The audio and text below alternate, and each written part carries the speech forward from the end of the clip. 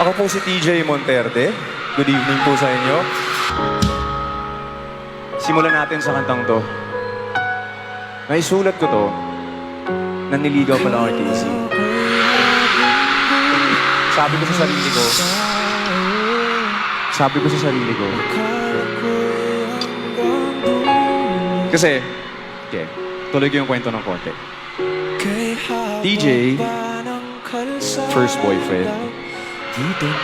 Kaya kung meron dito mga no boyfriend since birth, kung meron man dito, piece of advice, huwag kayong magmadali. Mag-aaral muna kayo, build nyo muna sarili nyo. Sa tamang panahon, darating ang tamang tao para sa'yo. Yung pag-ibig na may payapa, yung pag-ibig na tama. So sabi ko, nung sinusulat ko to, sabi ko, type ko tong babaeng to. Pag sinagot ako nito, hindi ko na to bibitawan. So tuloy ko yung kwento. Ganitong klaseng setup. Alam mo yun, sobrang dami ng tao. Sobrang dami nangyayari. Daming ilaw. Daming factors. Pero mo lang yung pakiramdam na pagkasama mo siya, parang naglalaho lahat yan. Parang bang, siya na yung nakikita mo.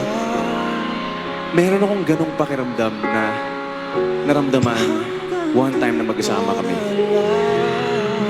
Para bang nagsuslow mo ang lahat ng bagay. Ganun ba talaga dito? Speaking of pagmamahal, ito tayo. Kinanta ko kanina, puro mga songs about my sweetheart. Sweetheart. Etong susunod ng mga kakantahin ko, eto naman yung kantang inialay ko. So pumunta dito ngayon, dapat may kasama pero siya na lang yung natuloy. Nag-uusap kayo, matagal na. Uy, may concert siya mo. TJ Monterde, Arthur Neri, tsaka Over October. Punta tayo.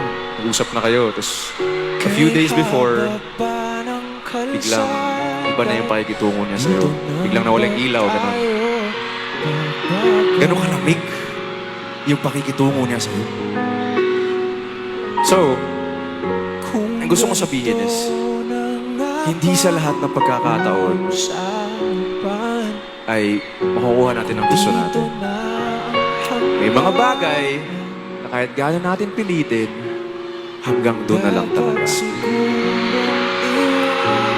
Lalo kung sanay ka sa sistema, 3 years kayo, 5 years kayo, 7 years kayo, tapos biglang sa isang iglap, bang, wala na siya.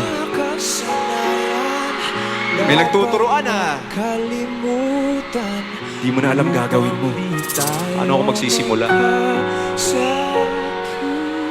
Paano ko sisimulan araw ko? Wala na siya. So, nagsimula ito bilang kanta na sinulat ko para sa asawa ko. Gusto ko lang talaga ipakita sa kanya na kahit anong mangyari, hindi ko pagpapalit ngiti niya sa mundo. Istorya namin, naging istorya ng mga kaibigan ko na narinig nila yung kanta, naging istorya ng mga maraming tao, hanggang sa naging istorya ni Joy at ni Ethan, hanggang sa naging istorya na nating lahat. Hanggang dito na lang.